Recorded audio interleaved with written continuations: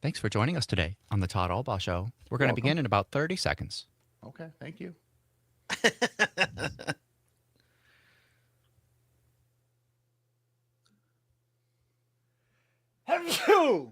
Oh, my. Yeah. Sorry about that, boys.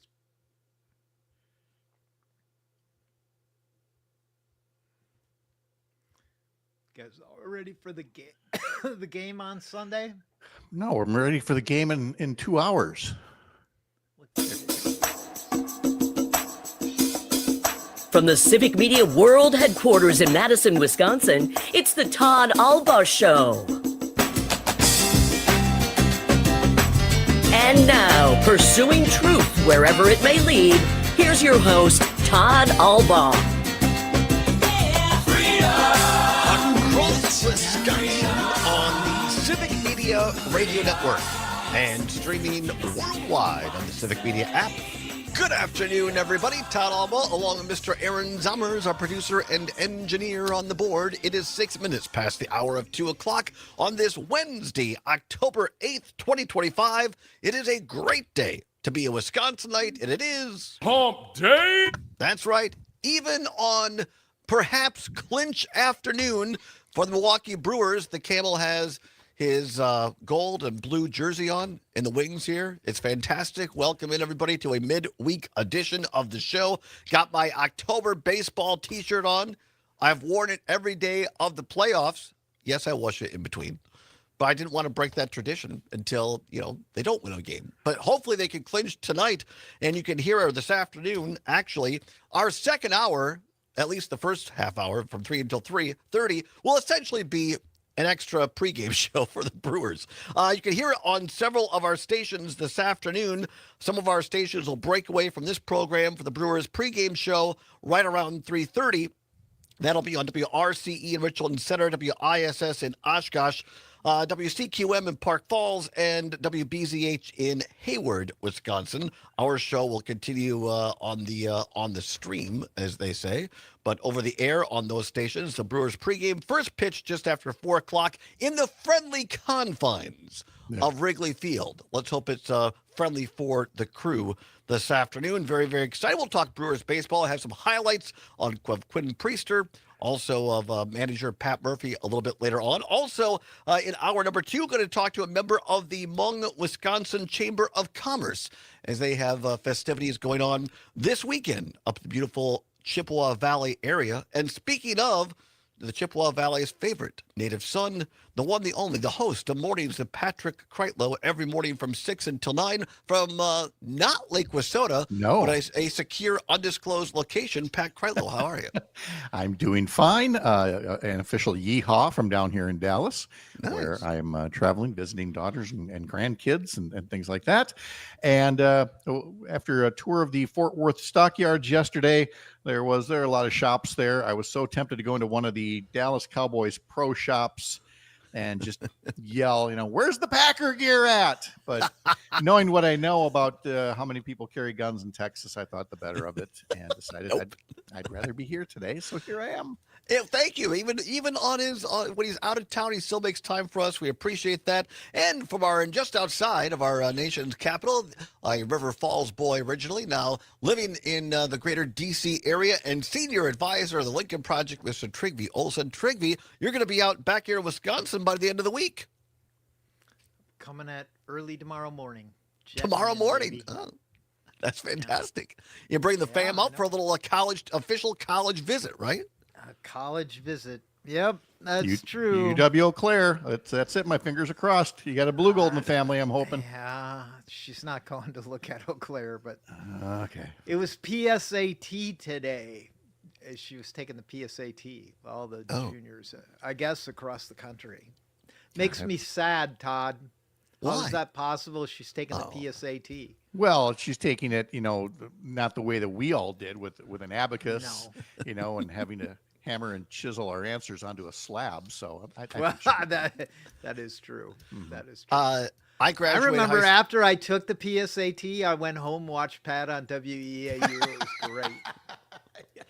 I graduated high school in 1988, and I was the last class that did not have to take either the ACT or the SAT to get into college, and I did not take it.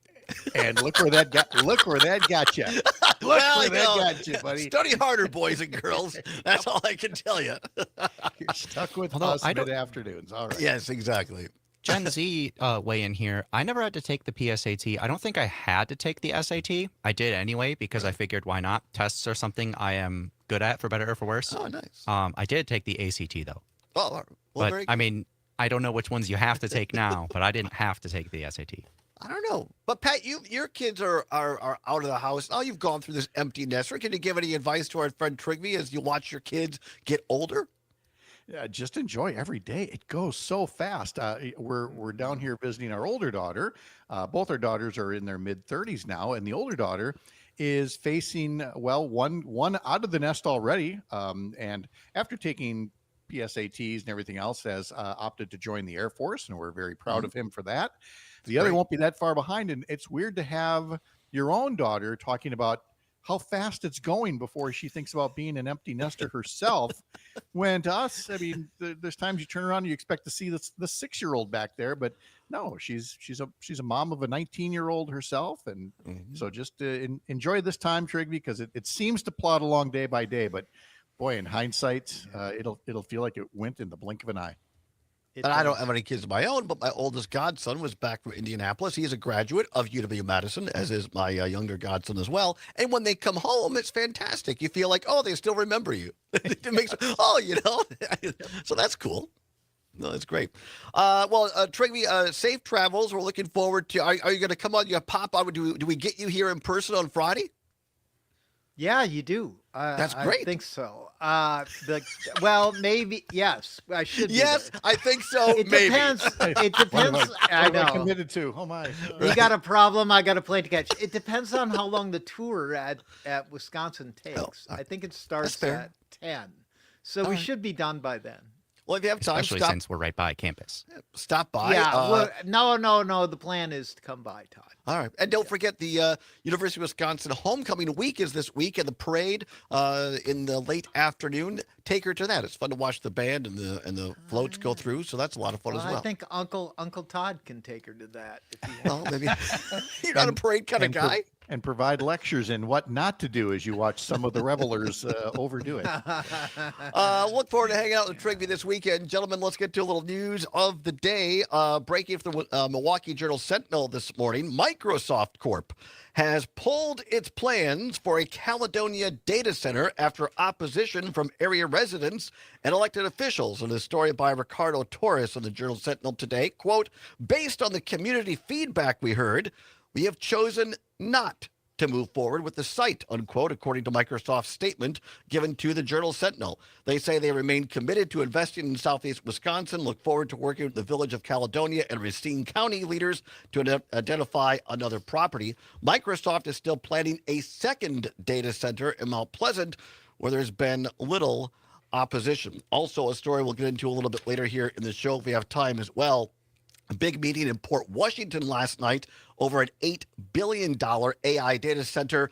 Charlie Behrens of Keep Her Moving fame had the Cripes cast here on Civic Media. Of course, he was at that meeting. And Pat, Charlie Behrens doesn't wade into politics too much, but he's really taken his cards out there and spoken out against these data centers and what it would mean to Wisconsinites in terms of our water, in terms of pollutants, in terms of energy. And I give him credit for that. I do as well, and I'm going to admit that for as many things in the news that I try to stay very much on top of and very current and have, a thought out take on any given thing, I will be the first to tell you I'm not there yet on data centers, and here's why. It's not like we're going to have less computing in the future where we go, we don't need as much computing. We're going to need more computing. So the question is not whether, but how. And so I saw a little bit about the coverage of the Microsoft Center, the way that they were looking to offset the energy and the water usage through reclamation, through reclaiming wetlands, through water recycling. And I guess I still want to know, maybe the right word is if, or how, we make these data centers, more or less environmentally potentially hazardous, I guess is the right way to say it. Now, having said that, I'm not saying that these data centers need a blank check. I, for one, think that cryptocurrency is absolute garbage and is using up so much more electricity and other resources and is a complete and utter waste. But in terms of needing data for our increasingly knowledge-based economy, I'm not going to be the one who, as a knee-jerk reaction, says all data centers are bad. I guess I just want to know more first before I take that kind of a position on them. Zara, keep me honest. I got old man mind syndrome. We had a guest here from Clean, Wisconsin. I forget her name. Amy Barrio. Thank you very much. Yep, He's we've been had her on Pat- too. She puts forth a great case about it. I absolutely don't quibble with it. But she makes the point that they're not necessarily completely anti, we never want to see them. But to your point, Pat, you got to think through this and make sure they're done the right way. Trigby, is this an issue out in your neck of the woods, out in the greater Arlington, Virginia area? Or do you have thoughts on these data centers and what it potentially can do to our natural resources? It doesn't matter whether you're a duck hunter or a kayaker or you just like a good walleye without PFAS in it. I think that these questions need to be asked before you just go ahead with it. I kind of disagree with you guys on this. Yes, all right. it Well, is tell an us. issue. They built a bunch of them out here, quite honestly. Usually just outside. Obviously, there's usually local people who are opposing it. There's one I was just reading about in Fuqua County where it's probably 40 miles outside of DC. They have a really robust group of people who moved out there who are opposing it because they don't want the jobs and whatever. They can only be built in really specific places. I hear what you guys are saying, and I do think there has to be more understanding of what the environmental impact is of the data centers. I also think, though, we have to recognize that we're in a competition with China and a lot of other places, but particularly China, and they are not waiting around to build data centers. They're building them. And, there needs to be real thought into where they're building them. They have to have, substantial power sources nearby to make it work. There's a little bit of this is a fascinating discussion because I didn't hear. I think I'm the furthest left on this of the three of us. That's fascinating to me. Yeah, I mean, it strikes me as a little bit. Remember when they were going to build Walmart distribution centers and people were really against them, and people were worried about the impact of Amazon distribution centers versus jobs. But in this particular case, we are in AI is going to, and it's kind of cliche, but doing a lot of work around AI.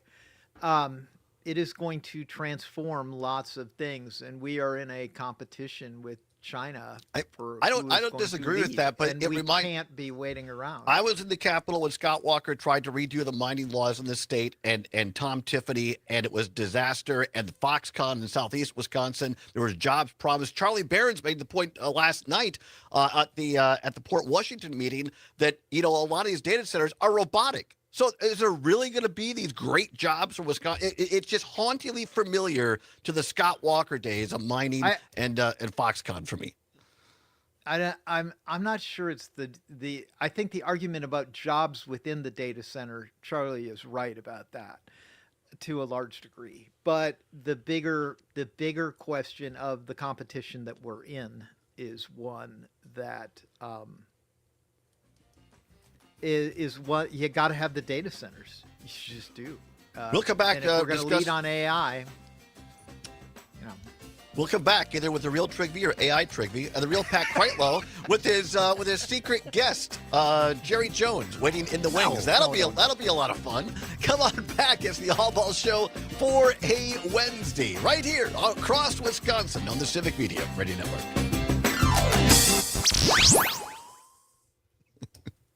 Well, that was fun. That was an unexpected little debate. That was fantastic. Yeah, newsflash. Republican has a Republican point of view on the issues. Sure thing. Okay. No, I'm left where you're at. Damn the consequences. We got to have AI now.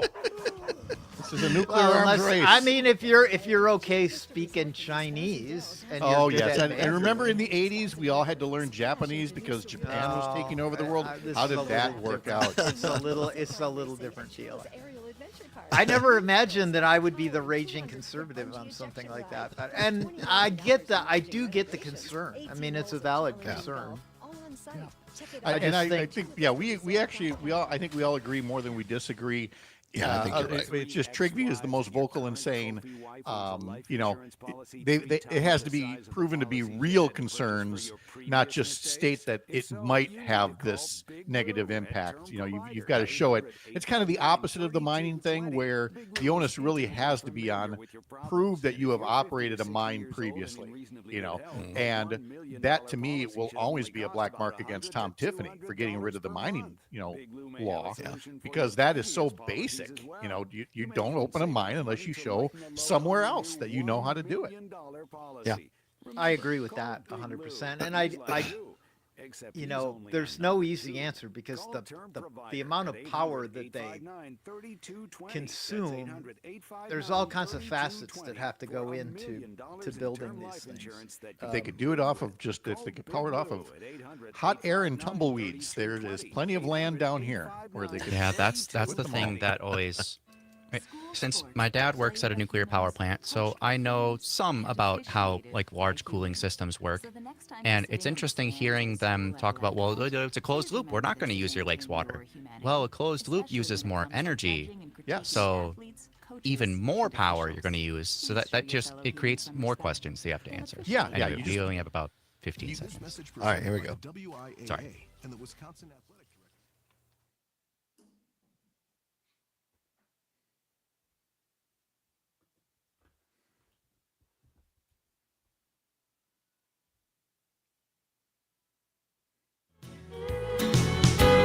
All my exes live in Texas,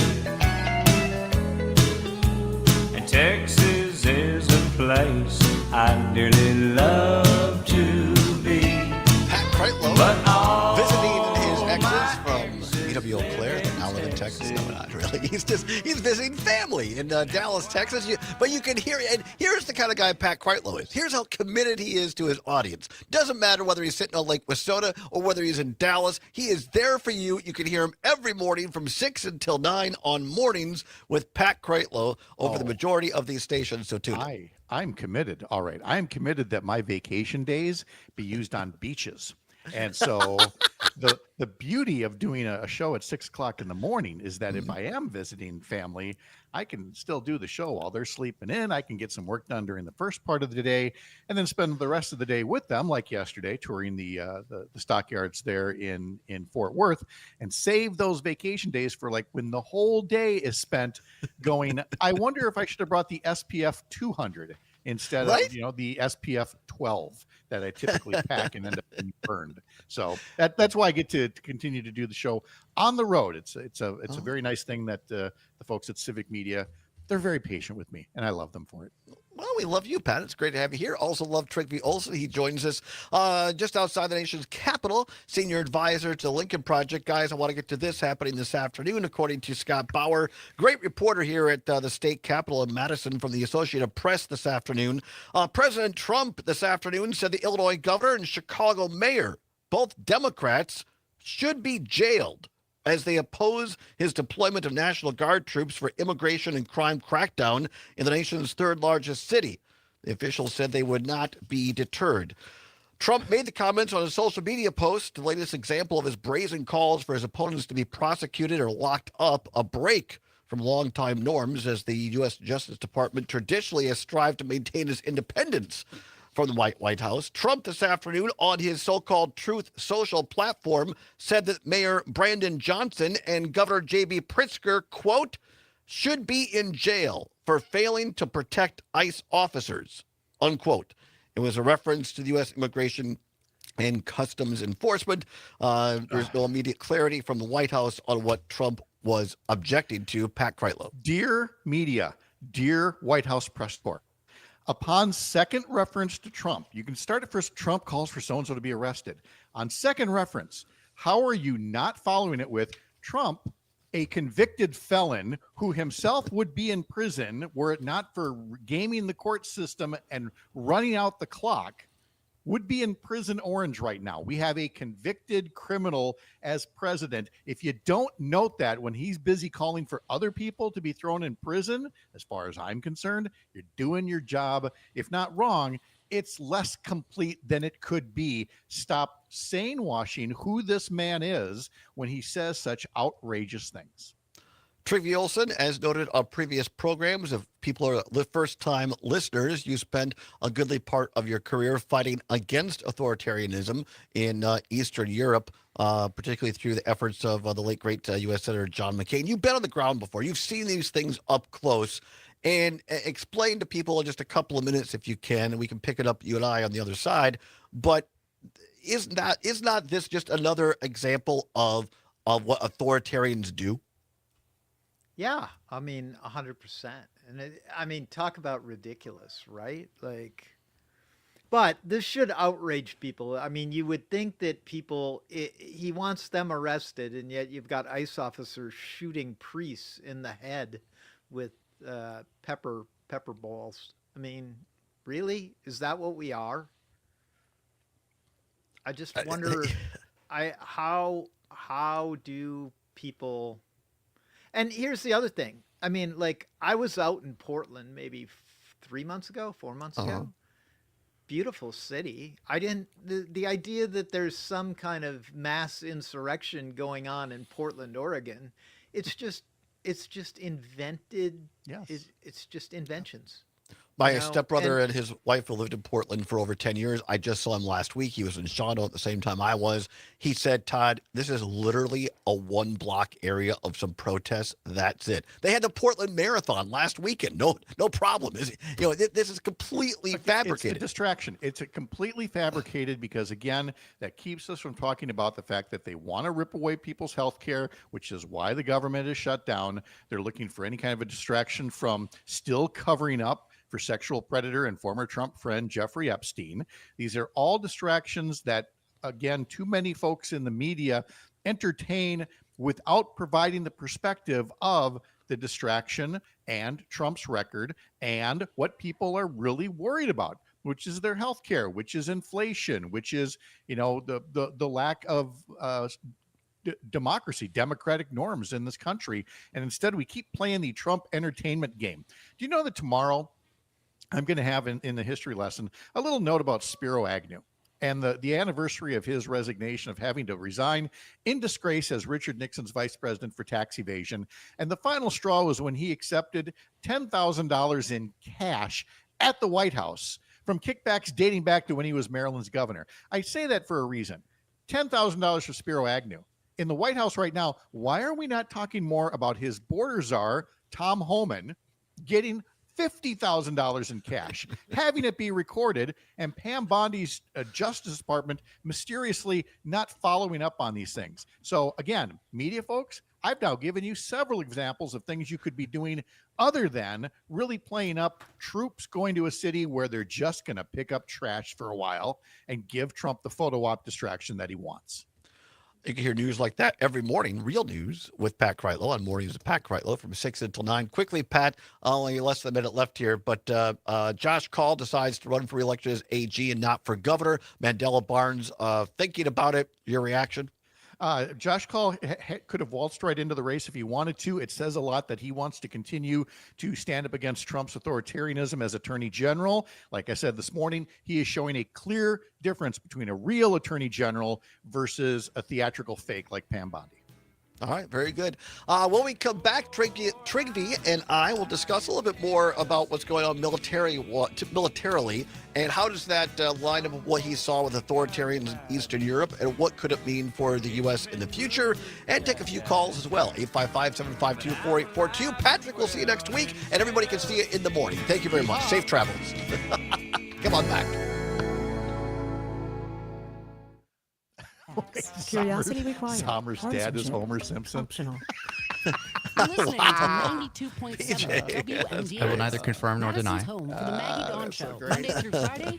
I mean, he does like donuts, but he's really more of an ice cream guy. All right, guys. See you later. Safe Have a good travels. time. Thanks, Pat. See you tomorrow. Bye.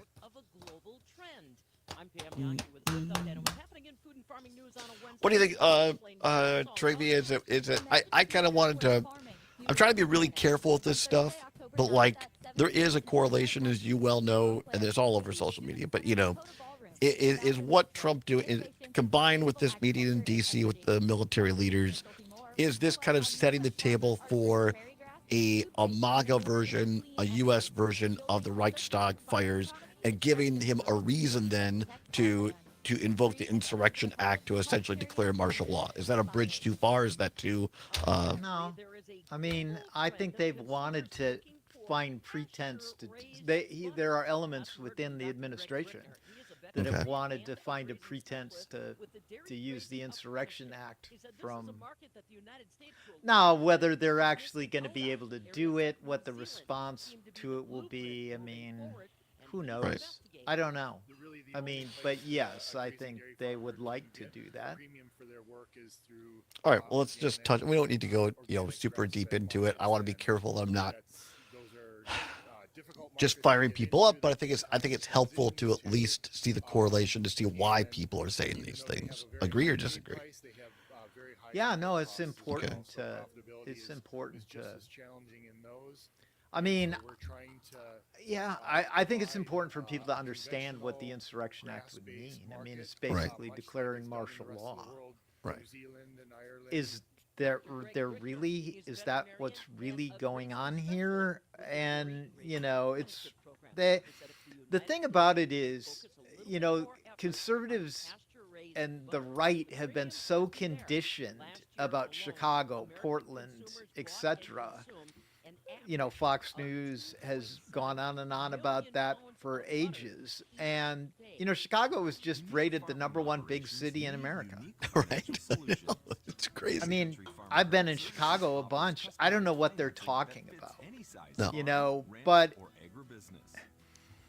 I mean, they seem to be willing to convince themselves, and it's classic political extremist behavior. Remember, there's 4 parts: psychological distress, simplistic answers, overconfidence in the rightness of the answers, and ultimately intolerance for anybody who doesn't share the simplistic answers. To admit that Chicago is a great place to go and that it's not what Trump is saying in the mind of a political extremist is to go back to what is distressing them, a whole lot of things which have nothing to do with Chicago. Yeah. Good. Well, I mean, not good, but I mean, I think this is important to talk about, so we'll come back and expand on that a little bit. I'm excited to see you. It'll be fun. And the girls. Yeah, it's going to be great. Should be. And the weather's supposed to be very nice. It is supposed to be very nice. Although there was some indication that it might rain. I didn't see that. Last I saw because they moved it to a night game, so it's 6:00. What? Yeah, it's a 6:00 game Saturday. Oh no, that's a disaster for us because we Why? have to drive to Green Bay after the game and are supposed to be up in Green Bay. Yeah, it's a night game. Kickoff 6 p.m. That's not good. We have our friend sorry. is coming in on Saturday night. Now I don't know what we do. Let's get to the church key real quick here. Why would they have moved the game? Television. Television. Yep. That's a mess. Sorry, man. 30 seconds. 63 for a high on Saturday, a low of 46. So a little I don't know what we're gonna do. Well, at least you know now. You can start thinking about it. All right. Yeah. Wasn't it supposed to be a 15. noon game? 11, yeah. All right, here we go.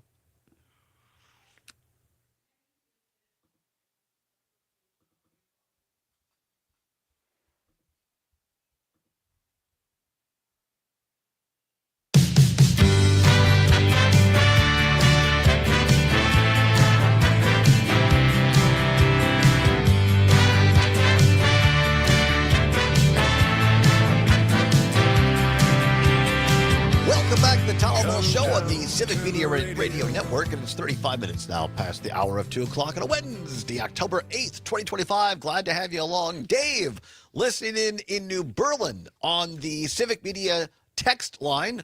Remember, you can text us by simply downloading the Civic Media app for free at your Apple or Android device. It's free, takes less than a minute. It's what CBS's Gail King calls a deal.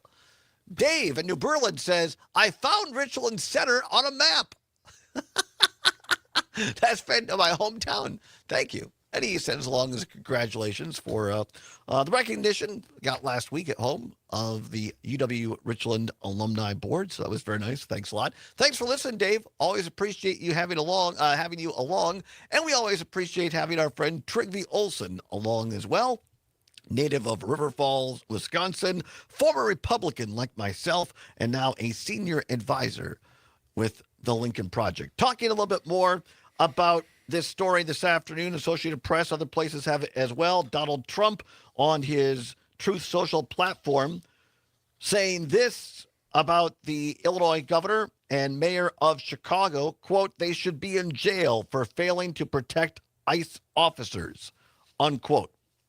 Calling for the jailing of duly elected officials that apparently there's no evidence they've done anything worth being in jail for. Trygve, I just want to pick up on this. Well, let's first go to the phone calls and we'll talk a little bit more. 855-752-4842. Mark in Perdisac. Mark, what do you want to say? Yeah, well, I heard Trygve's frustration there when I was on hold. That I agree that, but I've got my FCC filter in place. But for Ron Johnson to be whining about, and other Republicans whining about being investigated over the January 6th insurrection plot that they were involved in via the fake electors conspiracy, that if you don't commit the crime, don't complain about the fact when you actually get investigated for it, because each and every one of those guys, they conspired against the citizens of the United States and the Constitution of the United States and the 14th Amendment because they did not want to recognize our votes for President of the United States in that election. They conspired against us in a continuing conspiracy. To my understanding, that started out long before the election even occurred. They had plans in place to try to overturn that election. Yeah. And for them to be whining about that now is just beyond me. It is just people are going to probably get fired for investigating these guys. They committed a crime, pure and simple. They haven't been that too many of them were not charged, but they committed a violation of their oath to the Constitution. Thanks, Mark. I appreciate the call. That's my fault. I need new glasses, Trygve. That's the point here, because I saw Zomers put on there that was a different topic. So, but that's fine. That's fine. It's always a potpourri. Trygve doesn't mind jumping around. Any comment? No. I'm not sure if you saw that out in D.C., Trygve, but Ron Johnson whining this week because he was at the FBI. Guess what? Was looking at him because he was a part of trying to essentially trying to overturn the election. I saw it. They weren't really looking at it. They weren't tapping these guys' phones. They went after the fact to try and see who Trump they knew he was calling U.S. senators, and they pulled for all kinds of people. They pulled data of who people were calling. That's not tapping someone's phones. Well, no. It's not but tapping. His phone wasn't tapped, so it's really and Ron Johnson knows that. I mean, he's being disingenuous. He's a lot. I mean, he and Little Johnson have a lot in common. Mike Johnson. I would say. Little Johnson. Mike Johnson. Let's get back to because I think this is real. Your perspective means a lot to me because you're someone you've written. I keep telling Trygve you should write a book. The 7 rules of dealing with an authoritarian, because you've done this and you've gone up against authoritarians in Eastern Europe. And the question I asked you off the air, I'm going to ask and let you answer it on the air, is this just over the top reaction from talk show hosts like me and other people? And I want to be very, very careful. But in Germany, in Nazi Germany, one of the key moments of the Nazi movement is when they burned down the Reichstag, which is essentially their capital, their Congress, and it gave the Nazis and Hitler an opportunity to say, see, look how terrible things are. We have to take control of the country and the government and suspend the rule of law. I'm not crossing the Rubicon and calling Trump, Hitler or MAGA Nazis, but is with this militarization in major cities by Trump, him calling in all the generals and the flag officers, over 800 last week. He and Hegseth gave those ridiculous speeches. And now with what he's saying today, Trump, that the governor of Illinois and mayor of Chicago should be jailed. It feels like to me, Trigby, that MAGA and Trump in particular, those around him closest, are looking for a Reichstag moment to say, see how bad things are, and give them an opportunity to invoke the Insurrection Act. Is that over the top? No, I don't think it's over the top. I mean, I said on a podcast 2 years ago that was kind of where I thought, that's what these guys do. They create the chaos and then they use the chaos as pretense. And in terms of, and there's an element of it that's ridiculous. I mean, Kristi Noem's standing in Portland on a rooftop looking out at the carnage, and basically it's a guy dressed as a unicorn and another one in a bear suit. Like that, seriously? Like, whatever.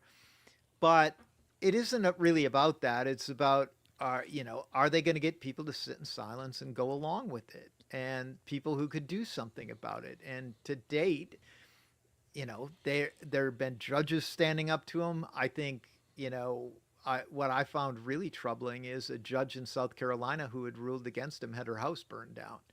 Like, these kinds of things are really bad omens, and the United States of America is not Nazi Germany in the 1930s. But the autocratic tactics that Donald Trump is using are a tried and true playbook of what autocrats do. And, I talk about it a fair amount. It's all these guys are the same guy. Like, I really think autocratic personality disorder is something that needs to be defined, and because they all have the same paranoia, and what you have to understand is what's dangerous about them is they have all these enablers around them, and they have some true loyalists, and those true loyalists are going to go to any ends to try and please the leader and to maintain power, because giving up power means, having to reconcile actions, and they clearly don't want that. Tony watching on YouTube says, but won't they just manufacture a quote unquote incident, whether it actually happens or not? They don't live in reality. Thank you, Tony. No, To that yeah, point, 100%. Trigby, you're somebody who gets AI pretty well. And I think that's one of the fears of a lot of folks out there, is that, and we're seeing this in entertainment this week. The Motion Pictures Association is coming out because they've now created an AI actress that's so realistic that you cannot tell whether it's a live human being or not. And I think that's a real concern of folks, that just watching what's on your phone or on television, we've gotten to the point now where you don't really know what's real and what's not. Yeah, well, I mean, that predates AI, Todd. People have been struggling with, they know there are things that are not true. But when you reach a point where people are uncertain what is true, then they farm out their truths to leaders or people. And, even if they intuitively think that it maybe isn't true. I will say this. I mean, I think, this is not going to be solved. It's the kind of thing with these kinds of things that are happening, that what it really is going to require, and where it's going to be solved, is around kitchen dinner tables and in bars with people having a few drinks, and really, how do you get people to reach the cognitive dissonance of those who are supportive, even tacitly, of it, to recognize that they're advocating for things through their political choices that are antithetical to who they are as people. Mm-hmm. I think I couldn't agree with you more. I was hanging out with a mutual friend of ours last night, and she was telling me that now there's a service where you can hire someone, a human being, to take a walk with you. That there's finally starting to be a little bit of a backlash to the AI media world where people actually want real relationships. It's like, wait, how do I do this? 855-752-4842, 855-752-4842. Let's go to beautiful Spooner, Wisconsin, where we find Paul listening up in Spooner. Hey, how you doing today? Thanks, Paul. What do you got? Well, I look at the way the way the president has thrown out his rhetoric, and it comes back to one thing, and I believe that he's trying to create so much chaos in this country. He's trying so hard to find a war that he can get himself into. He needs a war. The last 3 Republican presidents all started wars. Ronald Reagan was reelected after he started his war. The country came behind him, stood around him. He even went into Grenada because he wanted a war so bad. Then you got Bush 1. He created a war. He was able to get himself reelected. Bush 2, he created a war, but it only lasted George 3 days. H.W. Bush didn't create a war. Iraq invaded What's Kuwait. George H.W. Bush didn't start a war. Iraq invaded Kuwait, and we went in because they believe. I was working in the Congress at the time. There was a real fear they were going to go into Saudi Arabia and take out the oil fields. So to say that George H.W. Bush started a war is just, he did go to war with broad bipartisan support because Tom Foley and the entire Congress. Wasn't that part of the whole thing of the lie about the weapons that didn't exist? No, that was George W. Bush. Yeah. That was the second war That's in right. Iraq. Okay, George I'm sorry. George H.W. Bush went into Iraq with bipartisan support. International support. That was Colin Powell and Norman Schwarzkopf war. Go ahead, Paul, quickly. Anyway, Okay, sorry. But what I'm trying to get to is, I think the division in the country is going to get so bad that Donald Trump is looking for a reason to call off the election. That's my thought. And I think that the beginning of this whole thing was, I'm going to go back to the Bundy issue when Bundy did the call to arms and everybody raced across the country and laid down on the freeway overpasses with their rifles as a show of force. I believe that we are going to that right now, and Donald Trump has about 1,500 people that were insurrectionists at one time that were rewarded for that type of behavior and are more than willing to look forward to doing it again. So Thanks, Paul. I appreciate your listenership and Spooner. Trigby, 30 seconds. Yeah, I mean, Paul's onto, and this is not a Republican-Democrat thing. There is nothing more dangerous in terms of conflict, military conflict, than aging autocrats. You're seeing it with Vladimir Putin. You saw it with Saddam Hussein. You see it all the time, and it is a danger with Donald Trump, 100%. He is right about that. We'll come back more Trigby Olson on the other side. Can the Packers get back on the schneid? Get off the schneid and get on a win this week. We'll ask the owner, Trigby Olson, after this. Don't go anywhere. It's the Civic Media Radio Network.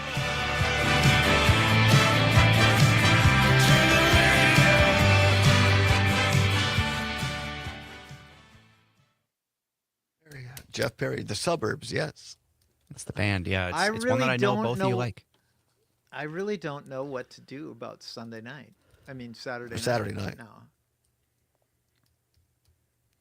Are you meeting people up in? Yeah, our Yes. friend is A law flying in signed on by Saturday President night. Oh, that's Donald right. Trump That's on right. July 24th geez. presents Do you have a song you $9 want, by the way? billion, including $1.1 billion from the Corporation How about for the Monday Public Night Football theme? Broadcasting, or CPB. There you go. CPB The old one. funds Dun, dun, NPR, dun, dun. PBS, Yeah. and Da, da, affiliates da, da, announced da, it would da, shut down. da, da, Smaller da. rural stations rely There's a new heavily one? on That's not that? CPB for Well, it's weather like and Yeah. emergency Oh, okay. alerts. Wisconsin We want the stations got original. $8.5 million original. in 2024. The Okay, conflict of yeah, back and I know forth what you mean. between Representative Lambeau Derek Van Field, Orden the and Green Senator Bay Tammy Packers, Baldwin the on Washington weather Redskins emergency broadcast on alerts Monday were Night effective. Football.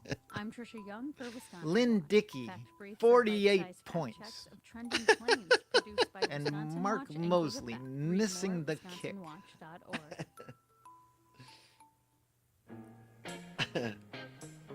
Stuck between two lakes and loving every minute of it. That's Madison. Geographically unique, politically passionate, proud of our quirks. While you're trying to find parking on Willie Street or hunting takeout on State, WMDX keeps you connected to what matters most in our one-of-a-kind community. I Real can't news and believe great they moved conversation. that game. WMDX. I thought maybe I should have texted as soon as they did it like last week, like on You're listening to the American Friday, I Democracy think. Minute, keeping your government by and for the people. We reported recently on a Maine ballot initiative pushing restrictions on voter ID and mail-in voting. Then mysteriously, on September 30th, 250 unmarked absentee ballots from Ellsworth, David New Maine Berlin texts showed up in, a very an respectable Amazon Howard package Cosell, 40 Mr. miles Olson. away. Thanks. Maine Cosell, Secretary yeah, of State Howard Michelle Cosell. Oh, my bad. Dandy It's all good. Mary. It's before Zomer's FBI time. Yeah. were investigating. Ellsworth's town clerk received 2 boxes of mail I'm This slightly is worried the for the Packers. craziest And game Bengals I've got ever Flacco to seen, beat the Packers. but it's not That the one box Thriller was in missing Manila 250 unmarked with mail-in ballots, Muhammad and that the Ali box's security tape and was found Angelo 30 miles Dundee in away. his A corner. Newburgh, Maine resident reported receiving an Amazon package which included Everything her was order and the great missing until I got 250 way too ballots. many The in me resident one brought night the and went ballots to the full Newburgh Jimmy town the clerk, Greek. who notified the And election that division at was the 3 a.m. end of October Howard 1st. Cosell. How about Mark Sanchez? What's up with him? That's weird. Surfaced on social media with messages decrying Maine's election. It's integrity. not like the old days, 30 Todd. seconds. You'd have never seen right. Terry Bradshaw or Lynn Dickey or Jerry Taggy doing those kinds of things. But Frank Griffin, yeah, well, Gifford, yeah, that's maybe. another story. All right. Dandy Don.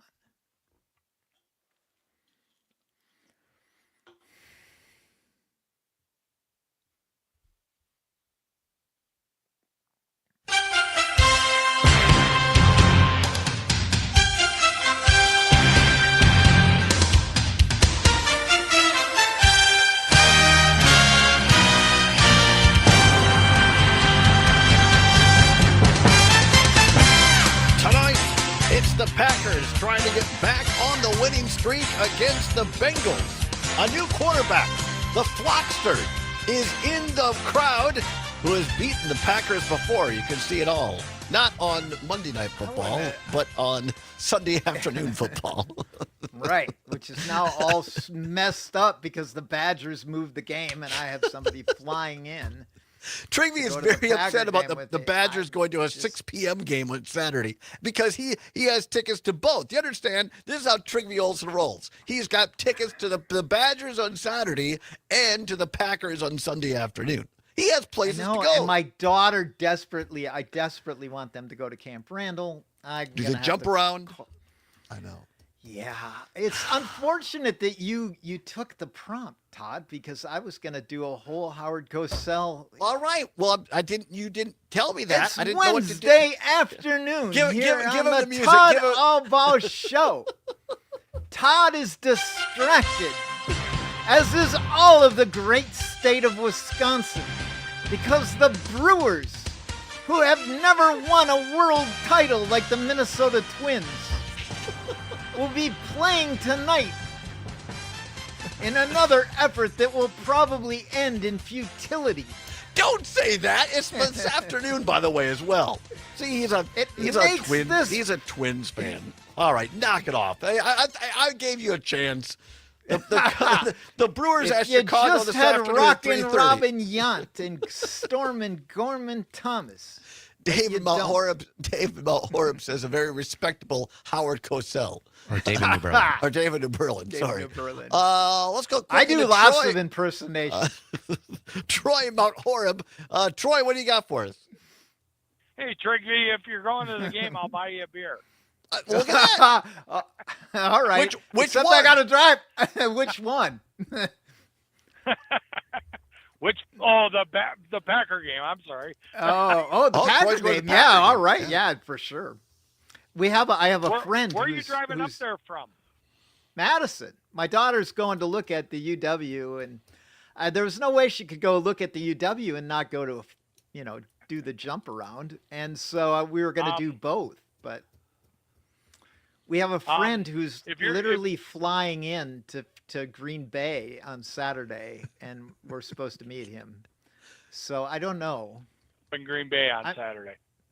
Yeah, I might have to tell him that he literally is, he's flying on his own plane, so he should probably just land in Madison. There you go. You see, He could jump He around should, too. yeah. In fact, the problem is I'm going to have to come up with an extra ticket, or somebody's going to have to get the boot. See, now here it goes. Here it is. Todd Zombers and Zombers are going to have good. to play paper, rock, and scissors to see who gets into the game. But you see, Troy, this is the difference between my life and Trigby's life. Trigby has friends Mine that too. fly in on their own private jet. Yeah, I don't know anybody flying a private jet either. No, I don't either. I don't either. Well, We the have- good news is it will make my getting from Madison and my daughters from Madison to Green Bay pretty easy. Yes. There you go. Yes. Even easier than me. I was going to say, if you were leaving from Madison to go to Green Bay, I know a secret way that there's no traffic on. Well, maybe Trigby can get you a seat on the jet, Troy. Yeah, don't say it on the air. Yeah. Exactly. No. Thanks. God, no. All right. Thank you, Troy. I appreciate it. Have a good day out there at Mount Orem. All right, Zombers. I think one of us may not be going to the game Saturday. We'll figure it out. No, I will figure it out. All right. Trigby, Packers get underway on Sunday. 3:25 kickoff at Lambeau Field. Boy, that was a tough game a couple of weeks ago down in Dallas. Are they going to be able to get off the schneid? Yeah, of course. I think so. All right. They're not the Wisconsin Badger football. I was going to tell you, you could actually leave after jump around at the end of the third quarter because the game will probably be done by then for all It intents and might purposes. be. Do you know whose kid plays for Iowa? Who? Mike Johnson. Like Speaker Mike Johnson? No, like Mike Johnson up in Eau Claire. Oh, your friend up in Superintendent. I did not know that. I guess I kind of did, but I forgot. Freshman tight end at Wow. Iowa. Well, is he's Mike coming to really the good. game? I don't know. I need to text him. But everything's all screwed up with me in the game now. I know. It's tough, Trigby. It's tough being Trigby Olsen, right? It isn't easy. I know what's going to happen. We're going to jump around I'll drive through the middle of the night. That's what's going to happen.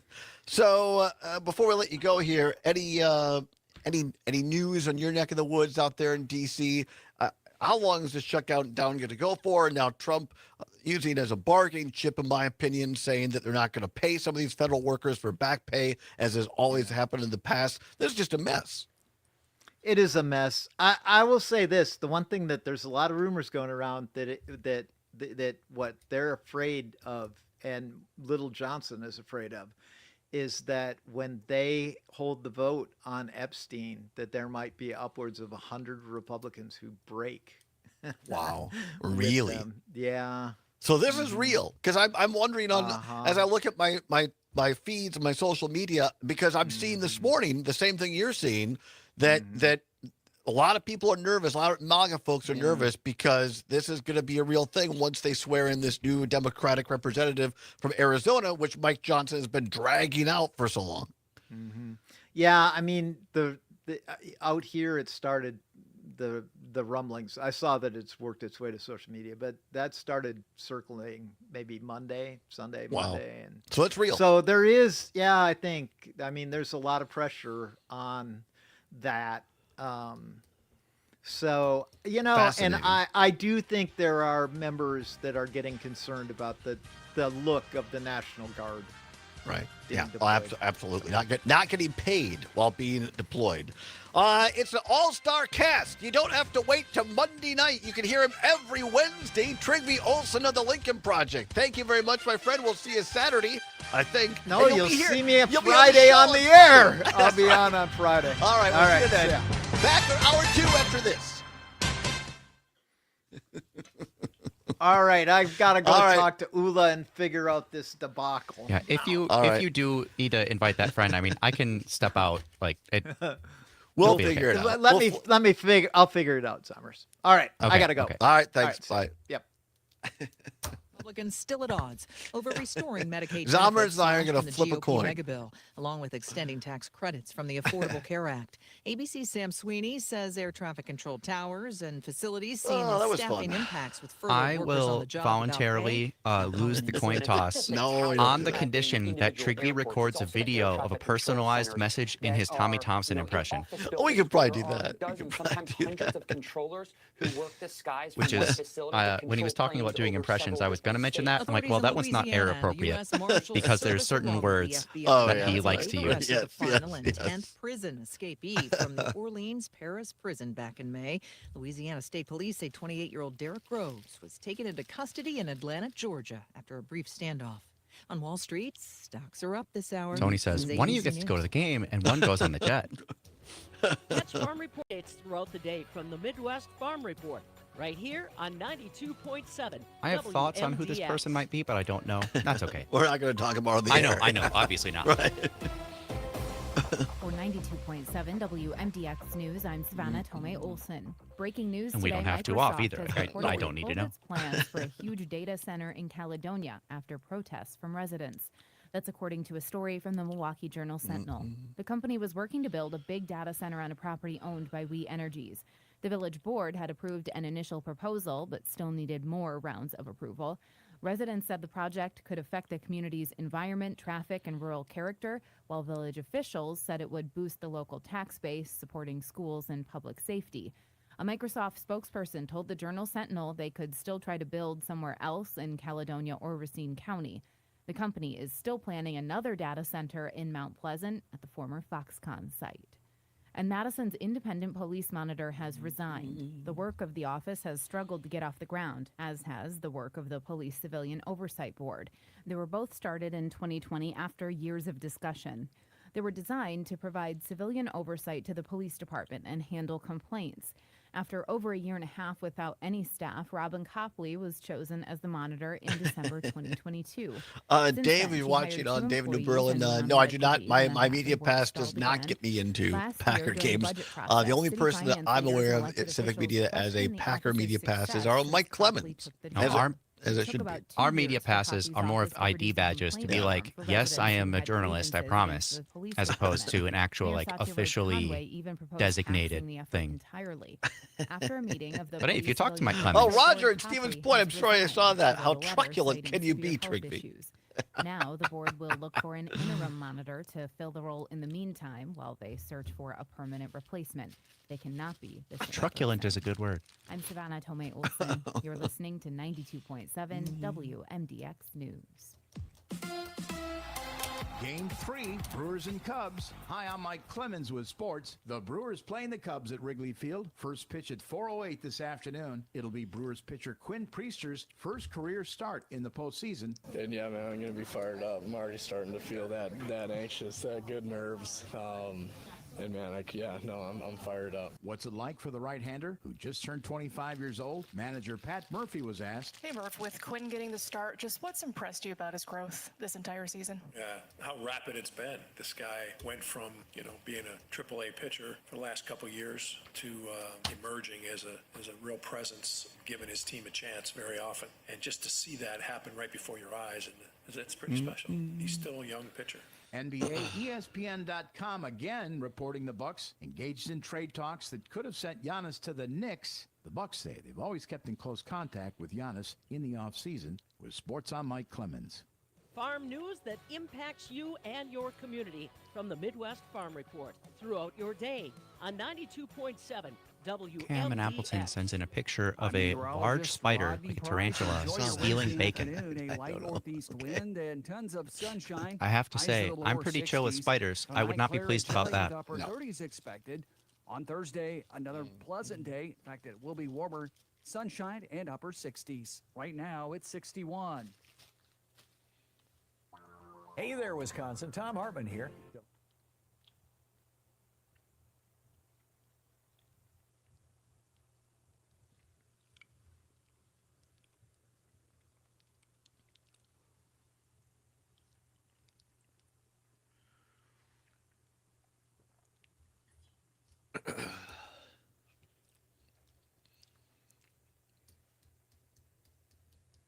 In response to me saying that, Cam says, "Big fella's got to eat. Don't I know it?" All right, here we go. Drivers, Austin Cindric here. As a NASCAR Cup Series driver of the number 2 Discount Tire Ford Mustang, That first cut of there's a Quinn few rules Priester of is the just road about I like pitching to tell my tonight, right? family and friends. Correct. Tire pressure is critical to safety because underinflated tires are more And likely to it's short. fail. It's 8 seconds. Plus, All right, we got properly 30. inflated tires will give you better gas mileage.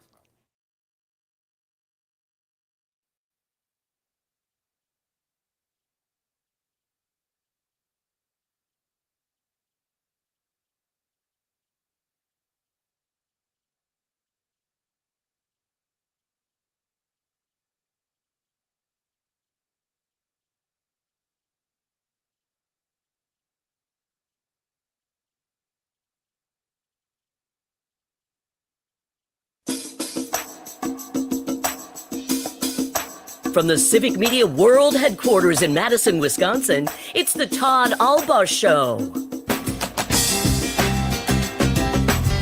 And now, pursuing truth wherever it may lead, here's your host, Todd Allbaugh. Across Wisconsin on the Civic Media Radio Network and streaming worldwide on the Civic Media app.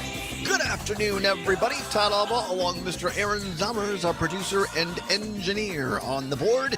It is 6 minutes past the hour of 3 o'clock. Welcome into hour number 2 of the big program on this Wednesday, October 8th, 2025. It is a great day to be a Wisconsinite, and it is Hump Day. That's right. Welcome into the world headquarters, Civic Media, downtown Madison at the crossroads of State Street and Fairchild. Look at the old Sam Davison street cam. For those watching on YouTube, Facebook, and Twitter, look at that. Blue skies here in downtown Madison. Leaves that kind of a golden brown, not a golden color, golden yellow, I guess you might say. Before, a few people out there walking around.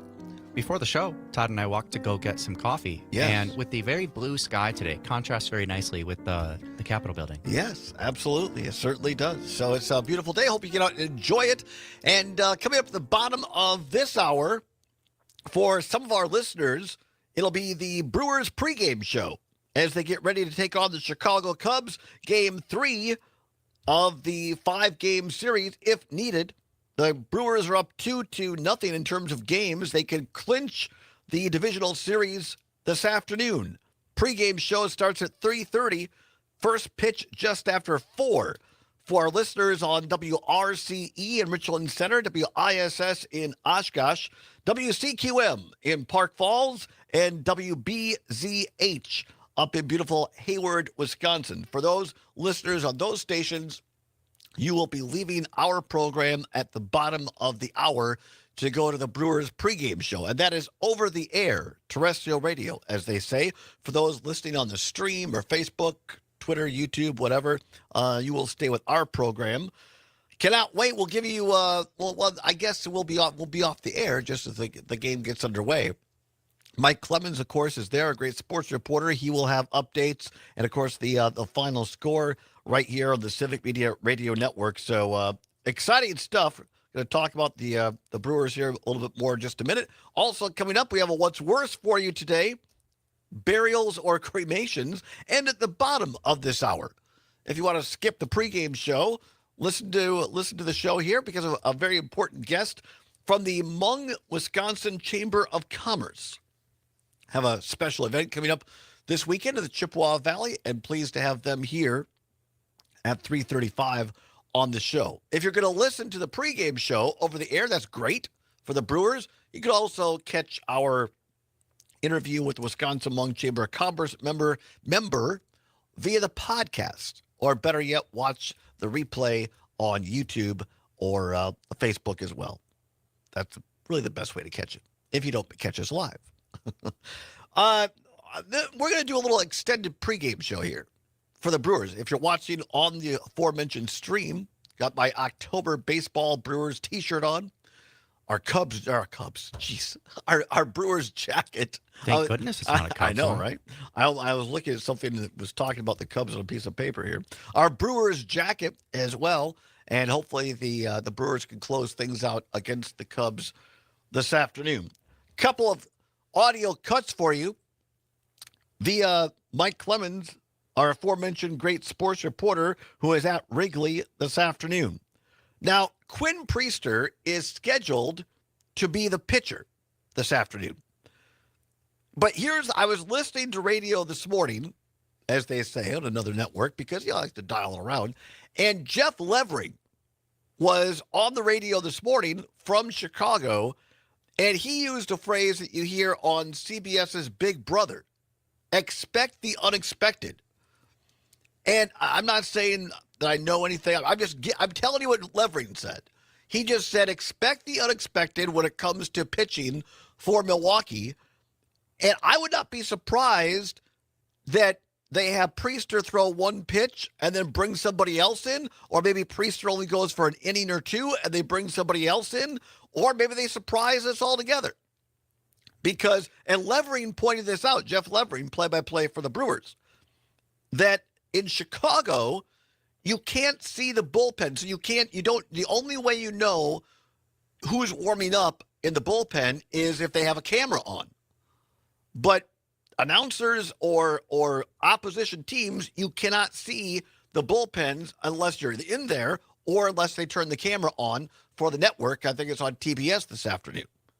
So I think that's an interesting thing to watch as we go throughout today's game and further on into if there is another game needed in the NLDS and hopefully in the NL Championship Series, which is looking like it'll be against Los Angeles. The Dodgers won the first two games of that series in Philadelphia, and now the Phillies are in L.A. tonight.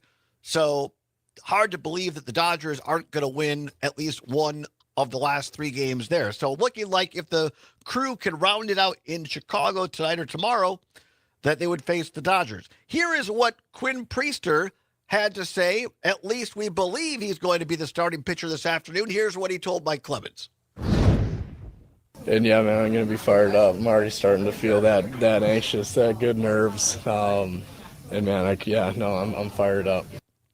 Quinn Priester also went on to talk about what if, now we hope that the Brewers wrap it up this afternoon, but what if it goes into yet another game in this 5-game series? I mean, we welcome it. We know they know what they're going to get. We know what we're going to get. And it's just, go to battle. And just we're going to keep punching back. They're going to keep punching, see who comes out on top. And like I said, I think if we play our style of baseball and we execute the way we can execute on the mound at the plate, feel really confident in our team.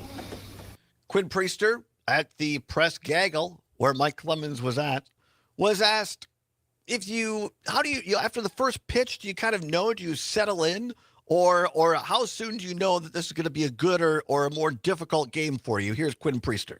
Some games, yes. Some games, no. Some games, like you throw that first pitch and you're like, yep, we're locked in. And then some games you throw the first pitch and it's a little arm side, or you pull it or whatever, and you take a deep breath and just get right back after it. I think at any point, you can feel like you can go back out for the second inning and be like, I just struck out the side in the first, but now I feel a little bit off. Like, that's where it's like, focus on over the plate. Stop focusing over the rubber. Stop trying to think of why it was so good. Just keep executing pitches. And then you start to lose oh man, I feel really good. It's just, hey, I'm executing pitches. Quinn Priester, who we anticipate right now is scheduled to be the Brewers starting pitcher this afternoon. Again, the pregame show coming up on some of our stations at the bottom of the hour. First pitch just after 4 o'clock. One of the underrated, perhaps, Brewers of this run thus far, William Contreras. Great catcher. Really, Pat Murphy calls him, the manager calls him the heart and soul of the Brewers. Here's what Quinn Priester had to say on Contreras. I'm never not confident when I'm throwing because I trust 100% what he's calling back there. I think very rarely, a couple times a game maybe, I'm shaking to something I feel really, really convicted in. But, I mean, we're on the same page. We've worked together, at least, I think 25 times, 24 times, something like that this year. And, I love having him back there. I love working with him. He's just an absolute competitor. That was Quinn Priester right there. Jeff Perry on Facebook watching says, Todd, what if Craig Counsell is listening? You'll blow the pitching surprise. Yes, Jeff. I'm sure Craig Counsell has the Civic Media app on down there as the Well, of course. as the game gets going. Our very own Terry Barr, also listening, says, "Go Brewers." Says Monday night. Terry was there at AmFam on Monday. She said it was so loud, it was awesome. Grabbed some pocket pancakes too. Fantastic. That's awesome. Thanks, Terry. Appreciate that. Look, the admiration for Quinn Priester from the Brewers organization is stark. And Mike Clemens was there at this presser this week with the Brewers when manager Pat Murphy was asked about Quinn Priester's growth this season. Hey, Murph, with Quinn getting the start, just what's impressed you about his growth this entire season? Yeah, how rapid it's been. Like this guy went from, being a AAA pitcher for the last couple of years to emerging as a real presence and giving his team a chance very often. And just to see that happen right before your eyes, and that's pretty special. He's still a young pitcher, very young. Murphy was also asked about playing at the friendly confines of Wrigley Field this afternoon. Yeah, I've been lucky enough to be here a number of times in the last 10 years, and I know how great this crowd can be and how impactful it can be, just like ours were the last 2 games. So we've got a battle on our hands, and we know that. And the crowd will inevitably play a role, in impacting the game. One of the storylines of the game, again, pregame show coming up for some of our listeners at the bottom of the hour. And I've talked about this a little bit before the show. Craig Counsell, manager for the Cubs, of course, former manager of the Brewers, former player of the Brewers. His dad, Craig Counsell's dad, worked for the Brewers. Craig Counsell grew up going to games at County Stadium. Knew Bob Uecker very, very well, close friend of the family. And then Craig Counsell played for Pat Murphy, I believe, at Notre Dame, when Murphy was either the main manager or one of the coaches at Notre Dame. And then Murphy went and coached at Arizona State, I believe.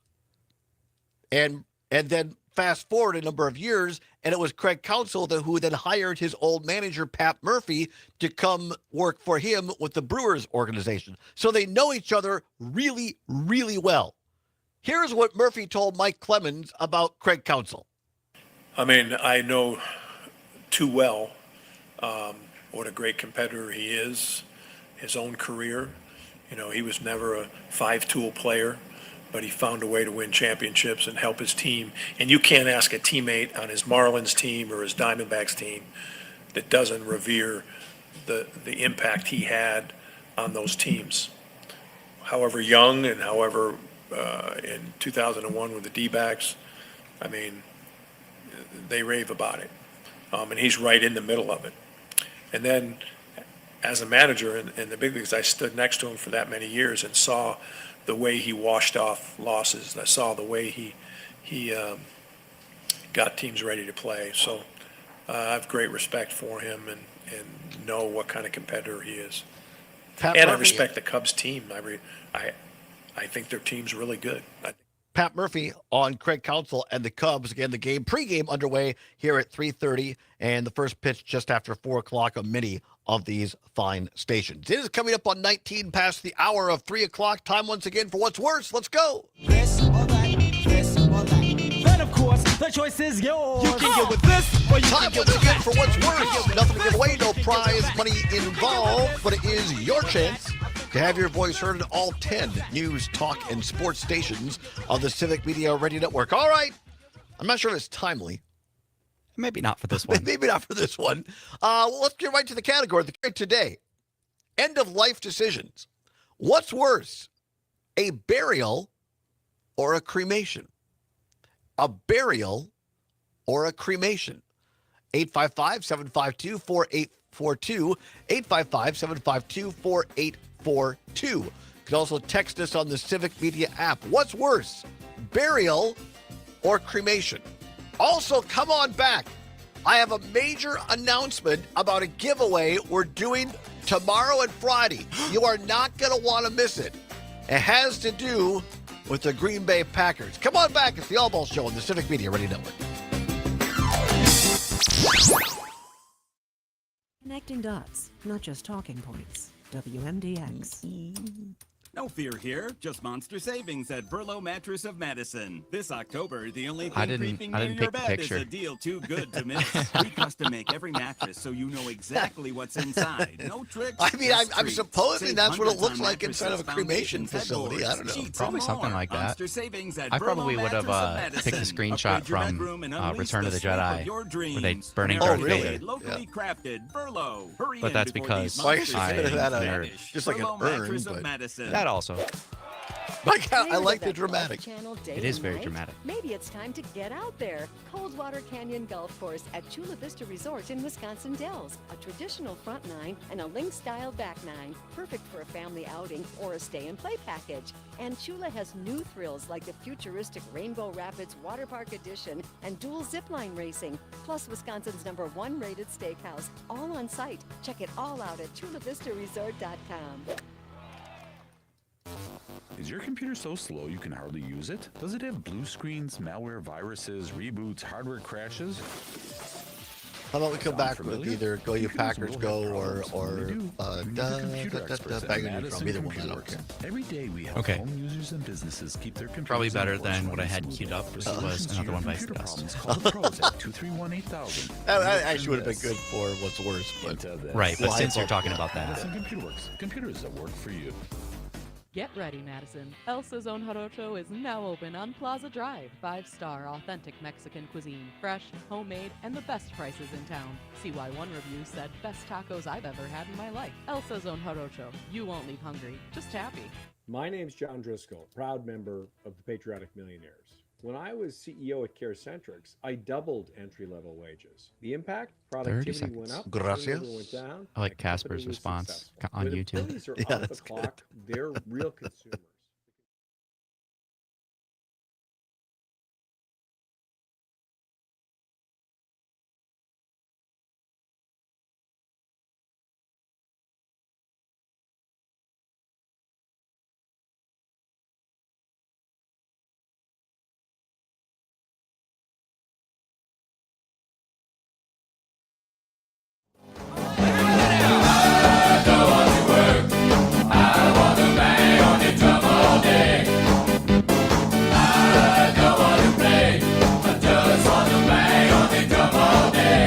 Welcome back to the Tom Wilson Show on the Civic Media Radio Network. 22 now, past the hour of 3 o'clock on Wednesday, October 8th.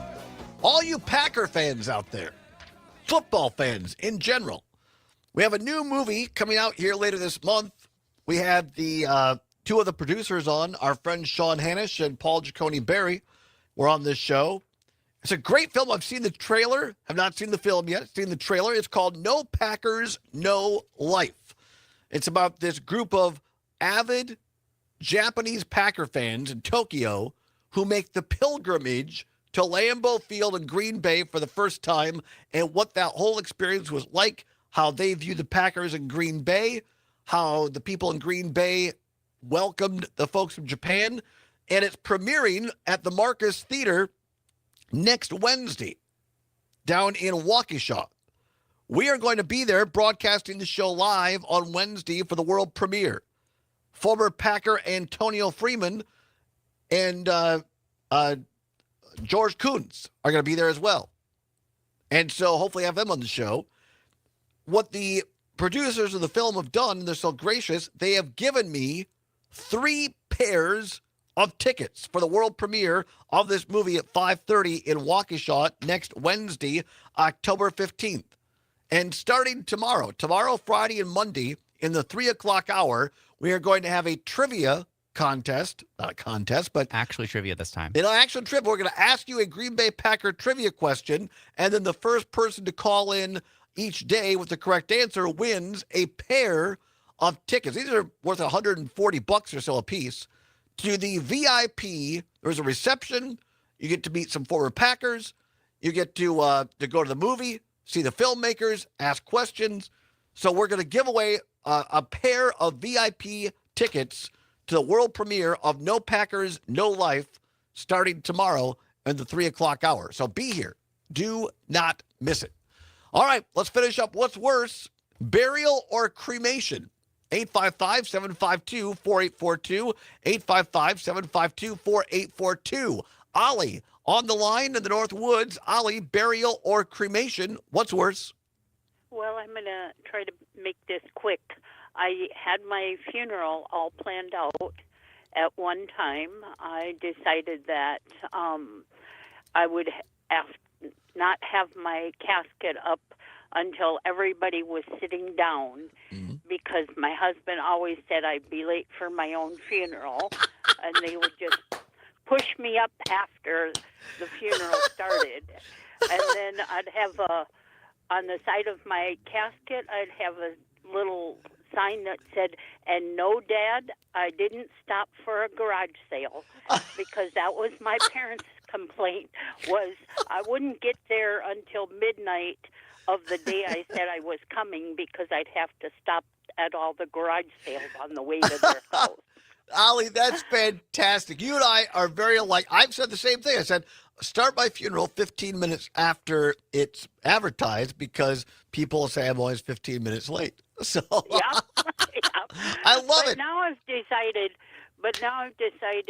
that I'm going to go with cremation All right. because it's my last best chance to lose weight and not gain it back.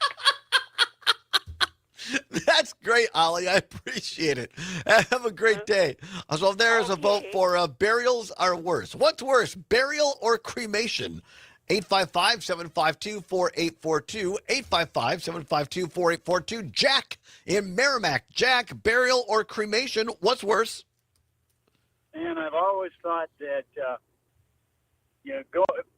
making a line to look at a dead person was just about the most gruesome thing you could think of. Right. So I think that probably answers my opinion on that question.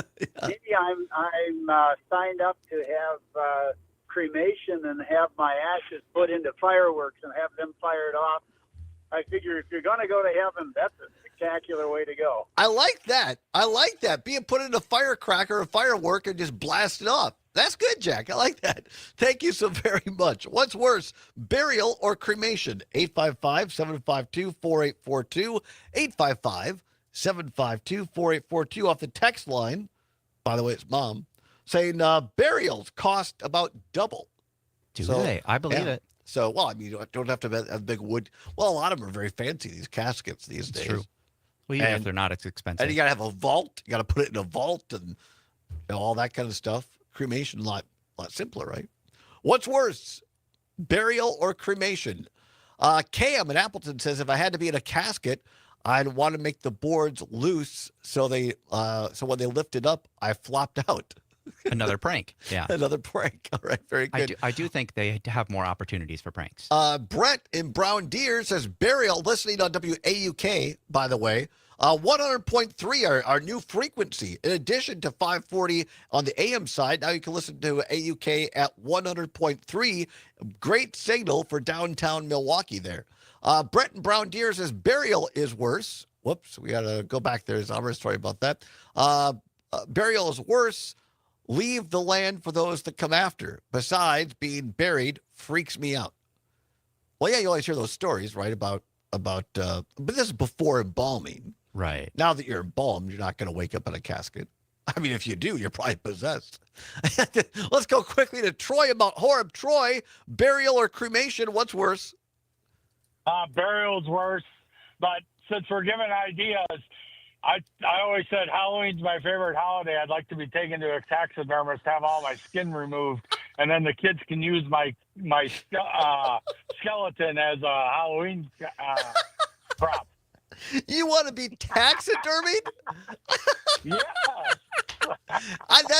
That's something else. I have not heard that one. Thank you, Troy. I don't think I have either. It.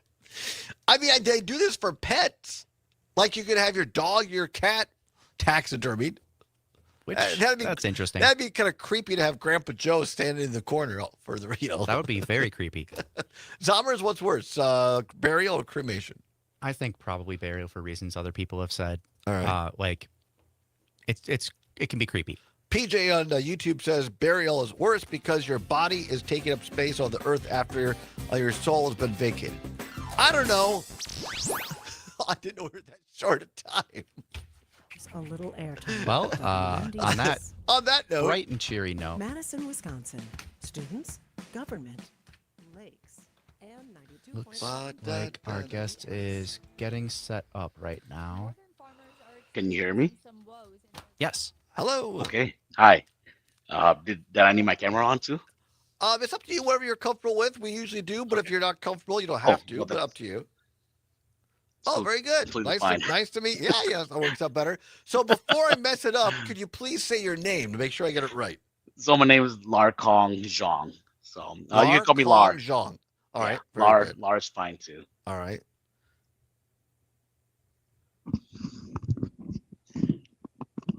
I did not know I was gonna be video, so I had to steal one of my kids. No, you're fine. It's great. Well, I really appreciate you coming on. This is a really important topic to talk about. We're pretty casual and pretty laid back, so we start here at 35 minutes past the hour, so a little under 4 minutes. And I usually just start by tell us a little bit about yourself and where you grew up and how you got involved with the organization, and then we'll kind of just go from there. Okay.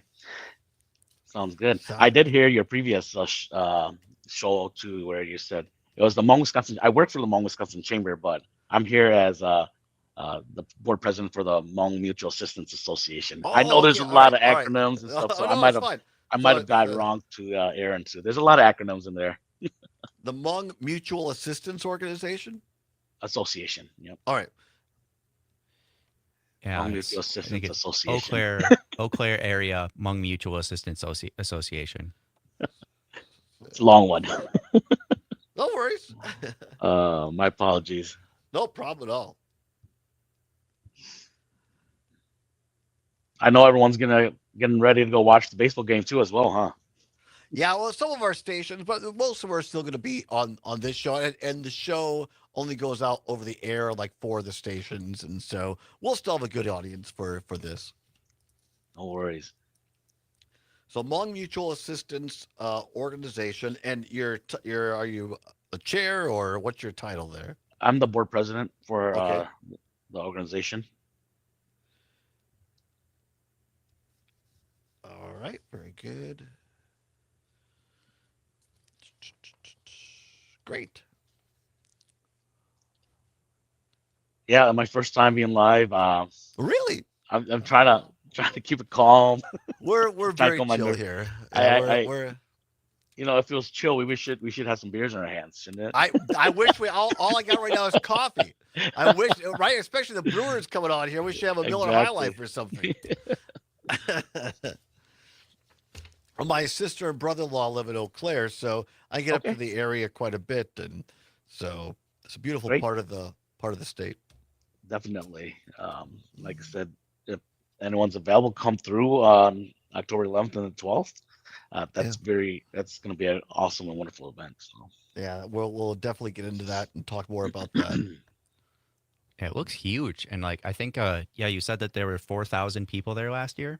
Wow. Yes, so we had close to 4,000 attendees last year. We're looking to at least add another 1,000 or 2,000 on top of that this year because we've opened up the field house. We're able to open up the field house, and that's a 100-yard football field house. So that's awesome. Yeah, I'm excited, but very stressful. Right? Yeah, I'm sure. The committee's been working day and night, and it's been very stressful. So I commend them for all the work that they have put in. So very cool.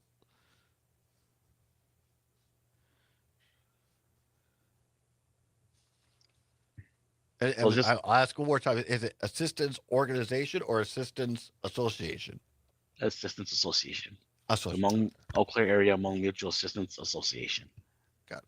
30 seconds. All right, cool. Thanks.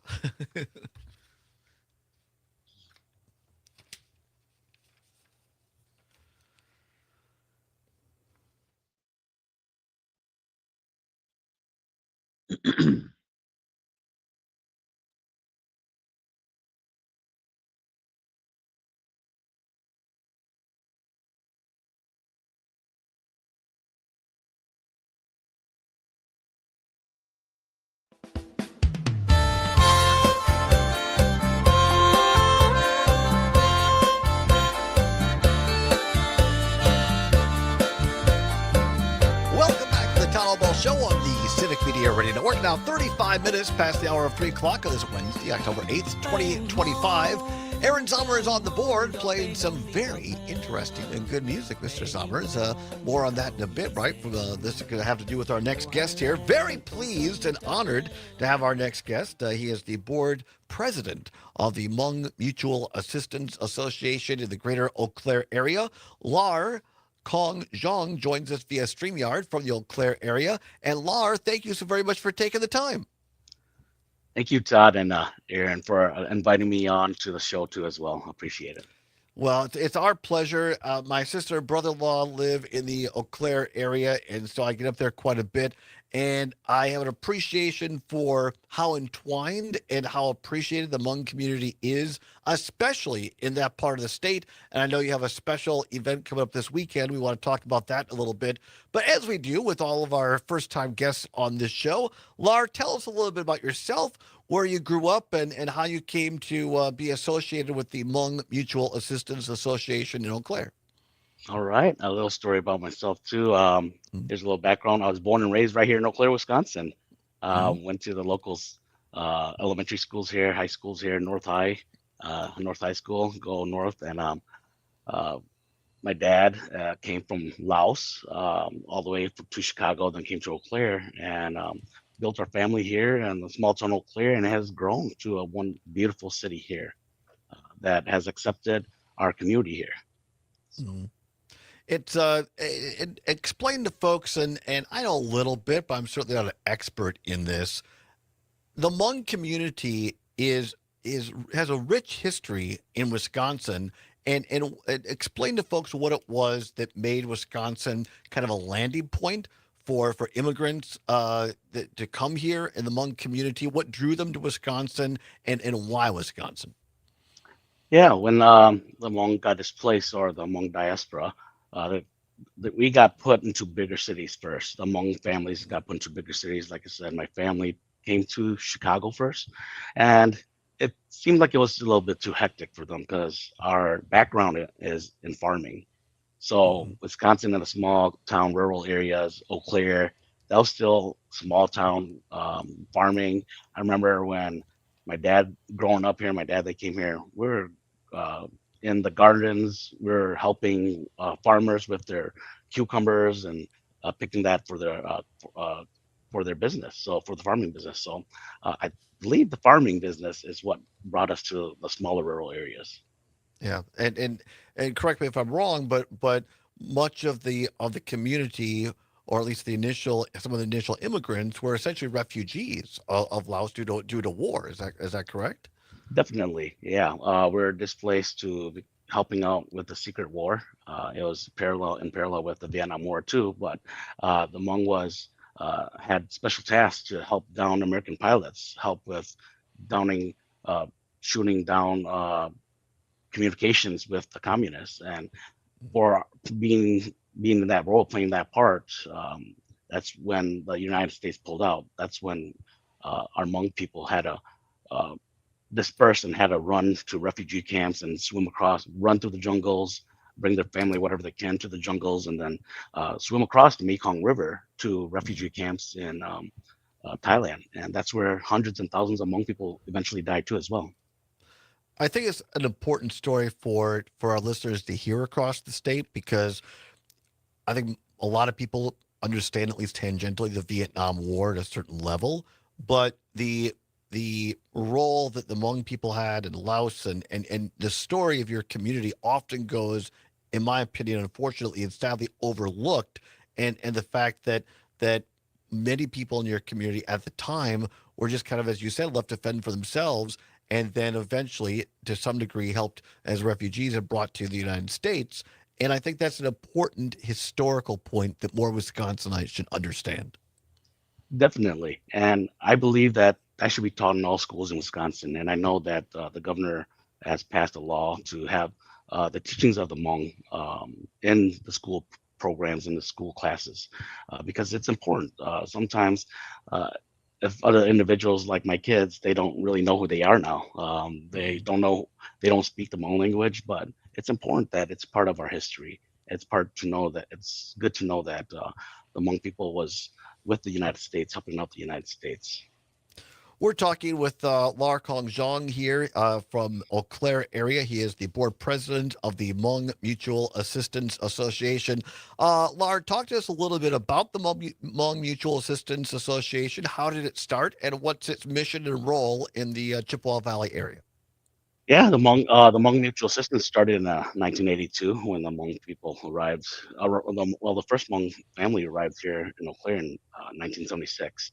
So, and the first Hmong individuals arrived in America in 1975. That's why we're celebrating 50 years in America. It's a big milestone.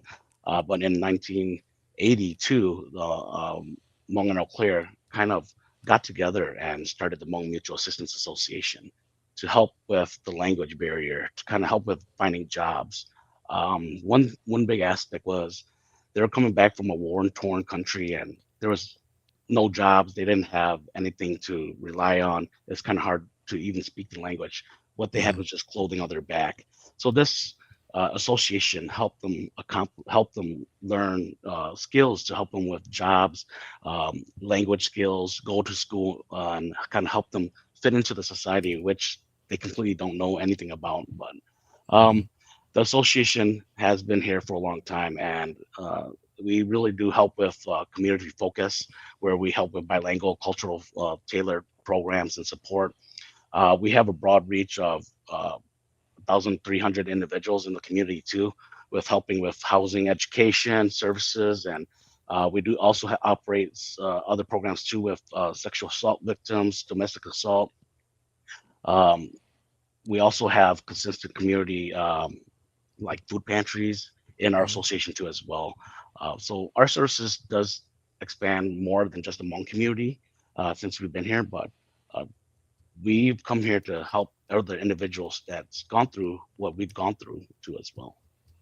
We're speaking with Lar Kong John from the Hmong Mutual Assistance Association in Eau Claire. And Lar, I have two godsons. They're half Salvadoran. Their mom is originally from El Salvador.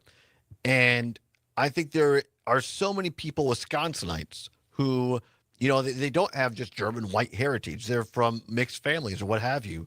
And in this state, it seems like we're very proud to have Oktoberfest and German Fest and Italia Fest.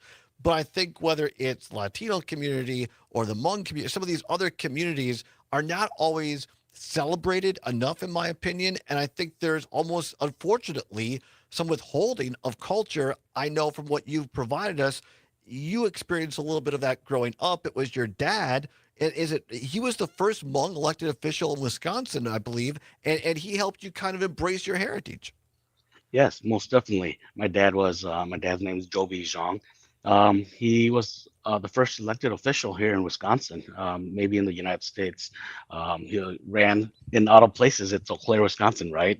So that's why I'm so proud and happy about Eau Claire being first for Hmong firefighter, first for Hmong principal, elected Hmong principal, first for Hmong anchors, news anchors. So there's a lot of firsts in Eau Claire here. So my dad was the first elected official, which proved to us and showed us that it gave us the confidence that about the community, the leadership, and what we can do. There's endless possibilities. And I love this because, and we take this show on the road. We've done it from Eau Claire before at Shift Coffee and at the Pablo Center and other places. And as I travel around, I grew up in Wisconsin, the southwest part, but as you travel around, it turns out that at the end of the day, we're just all Wisconsinites. And if we could get past language or ethnicity barriers or religious barriers and just focus on firefighters, educators, we all are just the same, and we all appreciate and love the same things. And that's part of what makes Wisconsin great. Definitely. Like I said, I was born and raised in here. I didn't go through all the growing pains that my parents they did. I've been each generation goes through different types of things where I was born and raised here, and I was stuck in between two cultures, speaking Hmong and then at home, and then going to school and then speaking the English and then being proficient at Hmong. But then when I want to speak at Hmong at school, no one knows except the other Hmong students, and it's kind of sometimes embarrassing for us to kind of talk or show our culture and heritage at school. But my dad showed us that it was okay. My dad was a big performer. He has a lot of shows, done performances for PBS, Wisconsin, through all schools and through businesses to kind of show and be an advocate for our Hmong culture and who we are and what we do and our playing our instruments to make sure everyone has to understand that we're here and we're going to be impactful individuals in society. We and to your point, Aaron Zomers, our producer, played some of the music you provided us on the way in, some of this great music. And you have a celebration taking place here very soon, the Eau Claire Hmong New Year taking place in Eau Claire. Tell us a little bit about that and how people can participate. Yeah, definitely. So one thing was that when COVID happened, right? COVID seemed like it was a thing of the past, but it's not.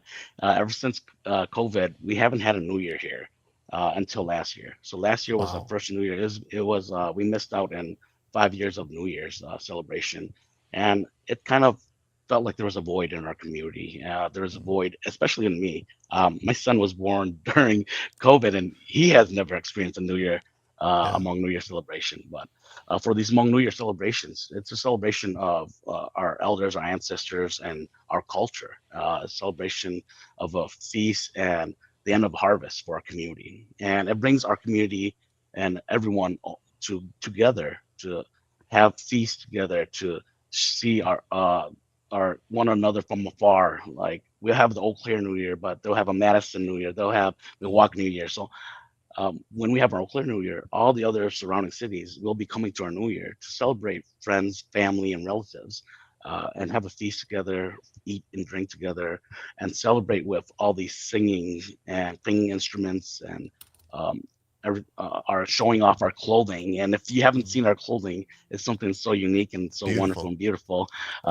You can tell someone of Hmong descent is coming your way if you can just hear all the jingle of the coins hitting each other. So that's something unique. But our Eau Claire Hmong New Year is something wonderful, where it's happening at the Sonatag Event Center, which was just built last year in 2024. It's on Sonatag Center. It's on Menominee Street here in Eau Claire, and it's happening October 11th and 12th. It's happening this weekend. So this weekend at the Sonatag Event Center in Eau Claire goes both Saturday and Sunday from 7 a.m. until 4 p.m. and it's open to the public, right? Admission $8. Yep, open to the public. Admission $8. We'll have food trucks right in the front of the parking lot.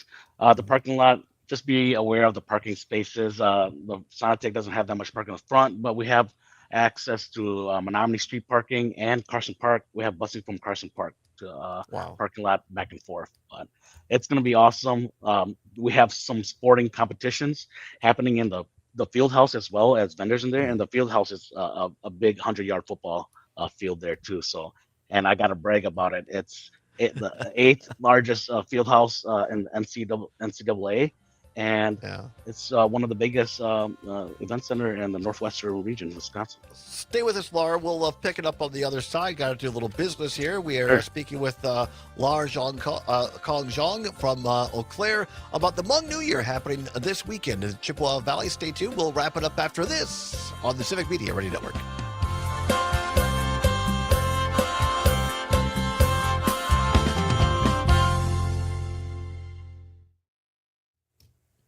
All right, I almost got through this segment without messing up your name, but of course, no worries, no worries. Don't make me say what is that, Trigby? Trigby Olsen. Yeah, that's Norwegian. That was really tricky for me. So you know what? I'm not going to say anything about names. All right.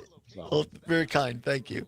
We'll come back. I just want to make sure we gave you an opportunity to say anything that you hadn't gotten a chance to. So we'll kind of wrap it up here on the other side about a minute and a half from now. Oh yeah, my apologies. Did I go over time? I swear I just needed 5 minutes, and then look what happened. No.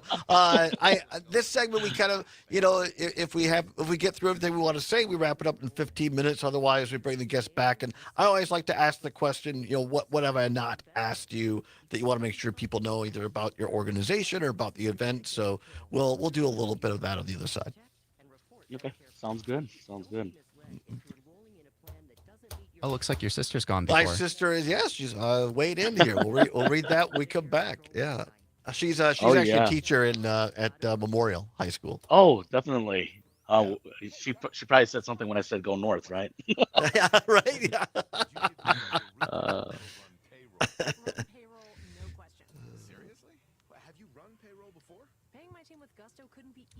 Well, I'm going to the football game. I think with trivia on Saturday. So otherwise I'd pop up. But it sounds like a great event. no worries, my niece. They go to school there too. They're like, Uncle, you told us too late. We got tickets to the game. I'm like, oh, you just want to go dance around there, huh? Do the Right, jump right. around. Is that what it is?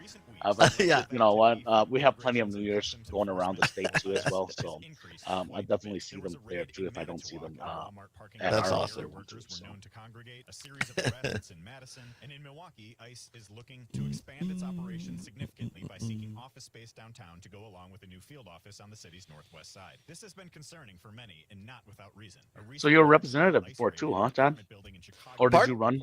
Did you run? I for ran twice for assembly and lost in the primary both times. My dad as well. My dad as well. So, I was at the time I left the Republican Party in 2011, but back in the olden days when it was a different party, I ran. I lost the primary because I was too moderate. No, okay. So the more conservative candidate beat me out, but I worked for Dale Schultz in the state senate, and then for Scott Klug in Congress. And when Dale was Senate Majority Leader, he actually went up and met with the Hmong community and toured the center there and stuff, and it was just beautiful. Yeah, definitely. My dad was he ran for state representative too. Wow. He lost as well, but lost by I believe a 20 seconds. couple hundred votes. Wow, that's All right. close. All right, here we go.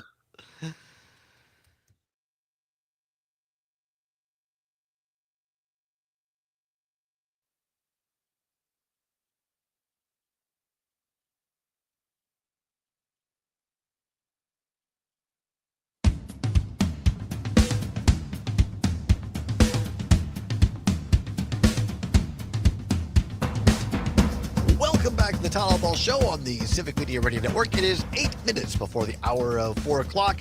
At the top of the hour, ABC, CBS News, depending upon which of our great stations you're listening to, a check of weather, and then our great sports reporter Mike Clemens is in with a sports report, followed by another edition of the Maggie Dawn Show and Pete Schwaba and Nightlight across most of these stations. Now, on some of our stations, namely WRCE in Richland Center, WISS in Oshkosh, WCQM in Park Falls, and WBZH in Hayward, those stations will be carrying the Milwaukee Brewers taking on the Chicago Cubs at Wrigley Field this afternoon. You could hear that over the air, as they say, terrestrial radio on those stations. On the stream, we can't stream the game because of Major League Baseball owning those rights. So on the stream, you'll hear the Maggie Dawn Show at 4 o'clock, but over the air of those stations I mentioned, you will hear the Brewers game. Go Crew!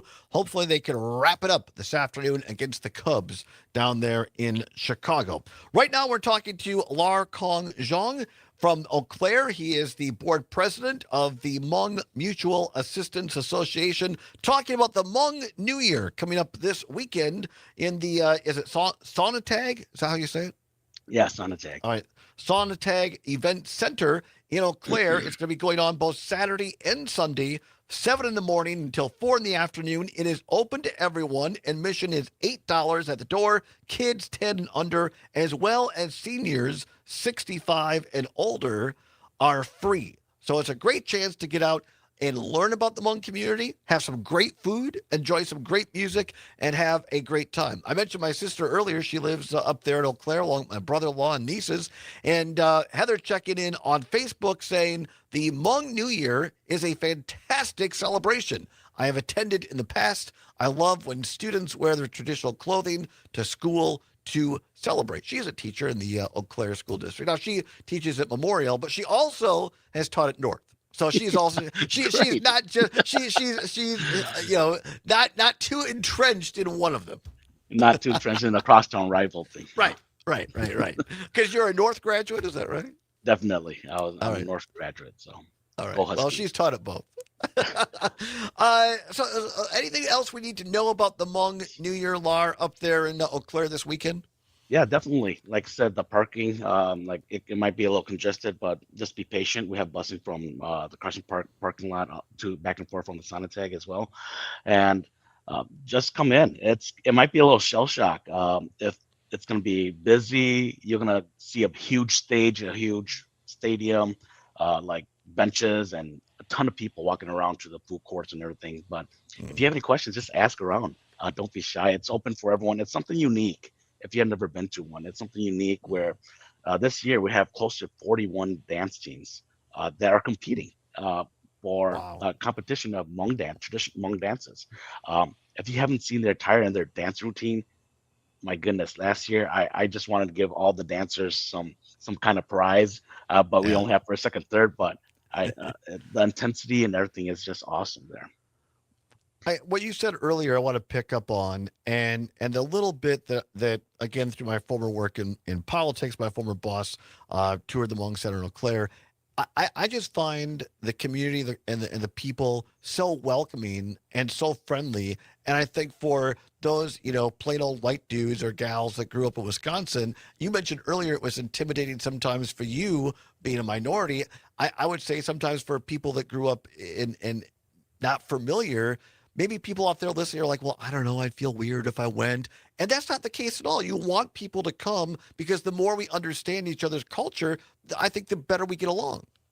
Definitely, like I said, that's how I do things too. Like if I go to like Oktoberfest, it's something where I'm not traditionally accustomed to, but I'm gonna go out on my norm just to go out and check it out and see it through to kind of learn about different cultures in our community.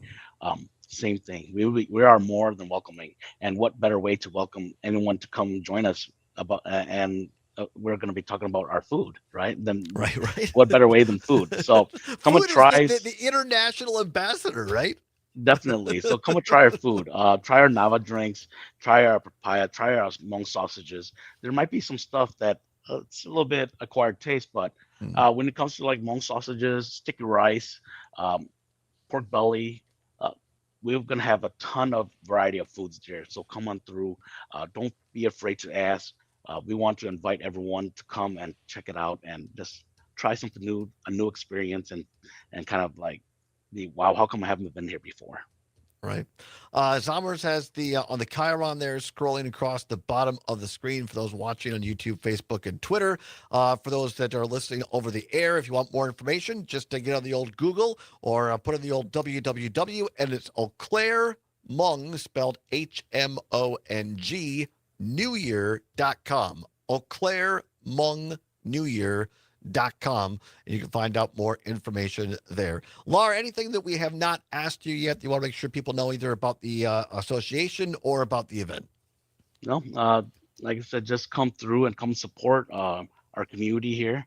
It might be a little bit overwhelmed, but at the end of the day, I think we're more than welcoming and want everyone to come see our culture, our rich culture, and what we have to offer for the community. And I know it's going to be a nice weekend this weekend. You can go to the pumpkin patch, come back, and then come grab a boba tea or a Nava drink over at the New Year and grab some food and come check it out too as well. Well, I can't thank you enough, Lar Kong Zhang, board president of the Hmong Mutual Assistance Association in Eau Claire. Thanks for taking the time. You're part of what makes Wisconsin great, and we'd love to have you back another time.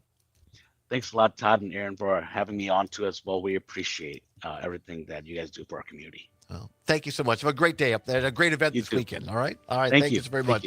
Appreciate Laura and appreciate Trygve Olsen, senior advisor of the Lincoln Project. Pat Kreitlow, host of Mornings with Pat Kreitlow every morning from 6 until 9 for being on the program. Zommers on the board, and all of you for listening. Brewers get set to take on the Cubs next on several of our stations on the stream, and the rest of our stations. Maggie Dawn is next. Whatever you're fighting for, whatever you believe in, do not give up. Keep banging your drum and go Crew. We'll see you tomorrow. And your day will come. Keep banging on your drum, and they will hear you.